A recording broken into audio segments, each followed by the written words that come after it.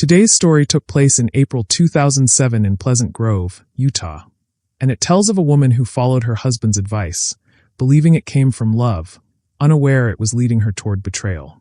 Michele Macneil was born on January 15, 1957, in Concord, California. She was raised in a warm and loving Mormon family, where faith was the cornerstone of her identity from an early age. In high school, she was a cheerleader and was even crowned homecoming queen. Her beauty was undeniable, and as she grew older, her confidence and charm opened new doors. She began working as a model and competing in several beauty pageants. In 1976, she was crowned Miss Concord. But Michele was more than a pretty face. She was curious about the world. She wanted to learn. She even spent a semester studying abroad in Switzerland, soaking up different cultures and languages. Beyond her outward accomplishments, Michele was deeply devoted to her Mormon faith. The Mormon Church was central to her life. It guided her decisions and shaped who she was. In 1977, at a Mormon singles event in California, she met Martin Macneil, a handsome and confident young man who seemed to have all the qualities she wanted in a partner. He was charming, ambitious, and on the path to becoming a doctor, as well as a devoted member of the Mormon faith. Something about his presence drew her in. The way he spoke, the certainty in his plans, and soon, she found herself falling for him. Despite some reservations from her family, who sensed that Martin might be putting on an act, Michele was convinced he was the right person for her. On February 21, 1978, Michele and Martin eloped, marrying quietly without the approval of her family. For Michele, the ultimate dream was to be a mother. She and Martin wasted no time starting a family, welcoming 4 children in the first 5 years of their marriage. Her love for motherhood was so profound that even with 4 biological children, she felt she had more to give. She convinced Martin to adopt 4 more children, expanding their family to a total of 8. She homeschooled the children, drove them to activities, cooked elaborate meals, and made sure each child felt loved and supported. Their home in Pleasant Grove, Utah, was full of life and activity. The Macneils seemed to have everything: a large family, a beautiful house, and a future that looked secure. Martin was a respected physician, the medical director of the Utah State Development Center, and a lay leader in their local Mormon congregation. He also earned a law degree and never missed a chance to remind people of it. To those around him, Martin often spoke proudly of his accomplishments, sometimes too proudly, as if his status defined who he was. As the years went on, his ambition, once a source of admiration, began to morph into a palpable arrogance. He seemed to relish the authority and respect that came with his position as a doctor, and this sense of superiority began to seep into his home life. He became increasingly controlling of Michele and the children. His word was law in the Macneil household, and he demanded perfection from everyone. As Martin approached his 50th birthday, a noticeable shift occurred in his behavior. He became obsessed with his physical appearance, working out aggressively and frequently visiting tanning salons. For Michele, this sudden fixation on his looks sparked a painful suspicion. She started to believe that Martin was having an affair. The emotional distance between them had been growing, and his new obsession seemed to confirm her worst fears. Gathering her courage, she confronted him. And Martin admitted the truth. He was, in fact, having an affair with a woman named Gypsy Willis, whom he had met online. Michele was devastated. After everything they'd built together, after 8 children and decades of marriage, he'd betrayed her. But instead of apologizing, Martin turned it around on her. He told Michele that she wasn't attractive anymore, that if she wanted to save their marriage, she needed to look younger. He told her to get cosmetic surgery, a full facelift. It wasn't something Michele wanted, but still, he insisted, pointing out flaws and pressuring her relentlessly. Desperate to save her nearly 30-year marriage, she felt it was her only option. She reluctantly agreed, hoping it might please him and help repair their fractured relationship. Michele wanted to schedule the surgery a few months down the road, but Martin was adamant that it happen immediately. He pushed for the procedure to take place within the week, using their daughter Alexis's spring break from medical school as a convenient excuse for her to be home to help with recovery. The surgery took place on April 3, 2007. The surgery was extensive, multiple procedures all at once, facial lifts, fillers, and a nose job. Michele was under anesthesia for nearly 9 hours. Most plastic surgeons wouldn't perform that many procedures in a single session, because the longer a patient remains under anesthesia, the greater the risk. But Martin insisted. And because Martin was a doctor himself, the surgeon listened. Martin also insisted that Michele would need strong pain medication afterward. He told the surgeon that his wife had a very low tolerance for pain, and that she'd require every available prescription to recover comfortably. He even presented the doctor with a list of specific drugs he wanted prescribed for her recovery. The surgeon was uneasy. These were powerful medications, drugs that all suppressed the central nervous system. Taken together, they could be dangerous. Deadly even. But Martin reassured him. He was a doctor, after all. He knew how to dose them properly, and he promised that Michele would be in good hands under his care. The morning after Michele returned home, Alexis found her mother completely unresponsive and heavily sedated. She confronted her father, who admitted he might have given Michele too much medication after she had thrown up earlier. The incident deeply unsettled both Alexis and her mother. From that moment on, Alexis took over administering the medication herself, carefully monitoring each dosage. Over the next few days, Michele began to recover. She was in good spirits and needed very little of the prescribed pain medication.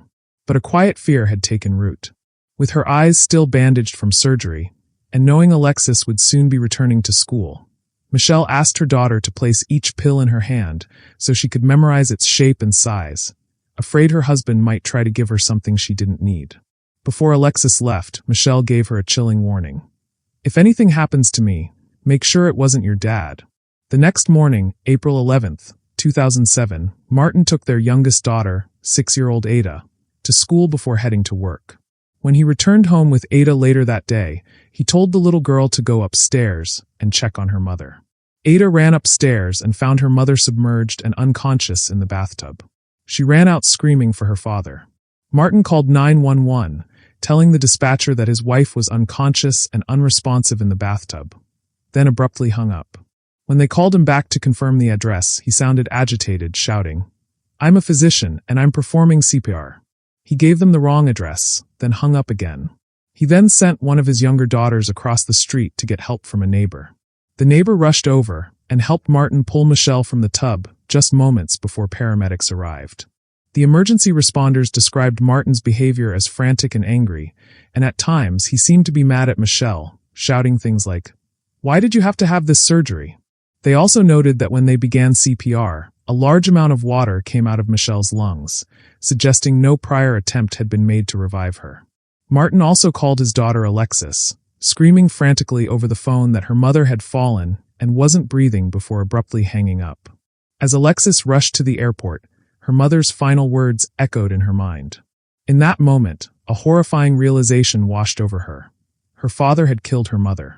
Upon arriving home, Alexis's first question was about her mother's medications.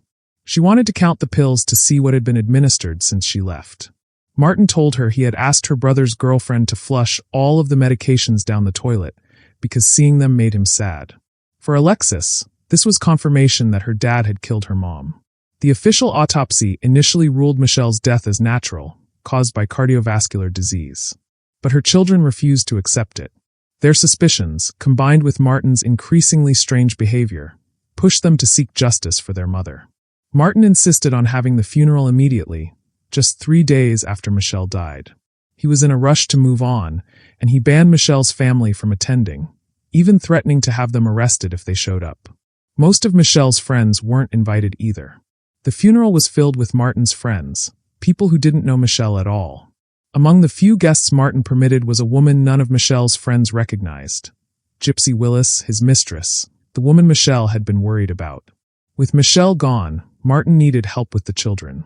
His 2 oldest daughters, Alexis and Rachel, offered to come home and take care of their siblings. But Martin said no. He insisted on hiring a nanny. Only one person applied for the position. Her name was Gypsy Jillian Willis. Martin pretended he didn't know her. When he introduced her to the family, he acted like they were meeting for the first time. But Alexis and Rachel knew exactly who she was. They'd seen her phone number on the records. They knew this was the woman their mother had been worried about. Gypsy moved into the house. She was supposed to cook and clean and help with the children. But she did none of those things. She was just there, living in Michele's home, sleeping in Michele's bed. When Alexis and Rachel questioned the arrangement, Martin kicked them out of the house. Months later, Martin took Gypsy to Wyoming to meet her parents, telling them he had never truly loved Michele and had only found real love with Gypsy.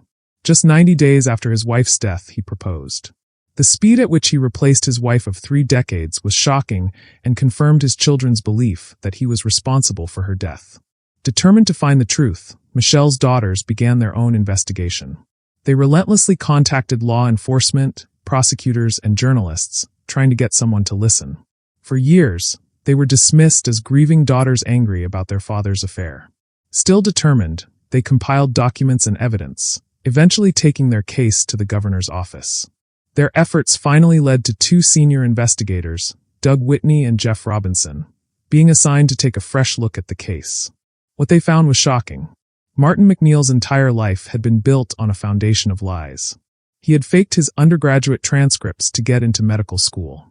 In the 1970s, he had been discharged from the military after claiming he had schizophrenia, a diagnosis that allowed him to collect disability benefits for 30 years. Investigators also discovered that Martin had served time in prison. Before medical school, he had opened fraudulent checking accounts and written bad checks, buying everything from jewelry to a year's supply of chocolate-covered cherries. While investigators dug into his past, Martin and Gypsy were weaving a new web of deceit. They sent one of the adopted daughters, Giselle, back to Ukraine for what was supposed to be a summer visit. Martin then used Giselle's identity, including her social security number, to create a new one for Gypsy, helping her escape nearly $60,000 in debt. Michele's sister, Linda, later learned that Giselle was still in Ukraine for the summer. Worried, she sent her own daughter to check on her. What she found was heartbreaking. Giselle was living in poor conditions, sharing a pull-out couch with 4 other people just to get some sleep. After nearly a year, Giselle was brought back to the United States. But now there were 2 people using her identity. When authorities found out, Martin and Gypsy were arrested for identity theft. Martin was sentenced to 4 years in federal prison, while Gypsy received a 21-month prison term followed by 3 years of probation. For Alexis, this was a blessing. She was finally able to get custody of the younger children. She could protect them. But Martin wasn't happy about it. He called Alexis from prison and threatened her. He said that when he got out, he'd take the kids from school and send them back to Ukraine, or drop them somewhere no one would find them. Martin's incarceration gave investigators the time they needed to build a murder case. They re-examined the evidence surrounding Michele's death. They learned that the accounts from the young daughter, Ada, and the neighbor about where Michele's body was found, fully submerged in the tub, contradicted Martin's story that she was only halfway in. This discrepancy was crucial. At the family's insistence, authorities reviewed Michele's toxicology report. It revealed a cocktail of powerful drugs in her system, including oxycodone, Valium, and Ambien, the very drugs Martin had insisted the surgeon prescribe. The levels were far too high for someone who had been recovering well and taking minimal medication. With this new evidence, the medical examiner changed the cause of death from natural to undetermined, opening the door for murder charges. In August 2012, just 7 weeks after being released from prison for identity theft, Martin Macneil was arrested and charged with the murder of his wife. The trial began in October 2013. Prosecutors argued that Martin had orchestrated an almost perfect murder, persuading his wife to have surgery so he could kill her with a lethal combination of drugs and drown her, all to start a new life with his mistress. The defense claimed Michele's death was a tragic accident resulting from a heart condition. But the prosecution presented a mountain of circumstantial evidence. The plastic surgeon testified about Martin's unusual insistence on prescribing a specific list of potent drugs. Jurors heard the chaotic 911 calls and the conflicting stories about how Michele's body was found. A bathtub was even brought into the courtroom to help demonstrate the events. One of Martin's former mistresses, Anna Osborne, testified that he had once boasted that a perfect way to kill someone was to make it seem like a natural heart attack. But her testimony didn't end there. Anna said Martin had also told her something far more disturbing. He claimed that he had killed his brother, Rufus Roy Macneil, by injecting him with a syringe full of drugs because his brother had become an embarrassment to the family. According to Anna, Martin went on to say that he had once tried to kill his own mother, and that, during his time as a doctor, he had performed what he called mercy killings. He allegedly told her he only killed people who were handicapped or had no chance of survival anyway. More testimony came from several of Martin's former cellmates. They told the jury that Martin had confessed to them, saying his wife was trying to expose his affair and take his money, so he had to take care of her. One inmate testified that Martin admitted to giving her pills and then helping her out by holding her head under the water. Throughout the trial, Martin remained emotionless, even as his own children took the stand to testify against him. He only showed emotion when letters between him and Gypsy were read aloud. It turned out that Martin and Gypsy had been writing love letters to each other from prison. When those letters were read in court, Martin cried. The jury deliberated for 11 hours before returning a verdict on November 9, 2013. Martin Macneil was found guilty of first-degree murder and obstruction of justice. On September 19, 2014, at his sentencing, his children faced him one last time. His daughter Alexis spoke directly to him, saying, "My father's facade is now crumbled. My father is a monster. He must be held accountable for his actions." Martin remained indifferent, joking with his lawyers. The judge sentenced him to the maximum possible term, 15 years to life in prison, plus an additional 1 to 15 years for obstruction of justice, to be served consecutively. Martin appealed his conviction but lost. On April 9, 2017, just 2 days before the 10th anniversary of Michele's death, Martin was found dead in his prison cell. He had taken his own life.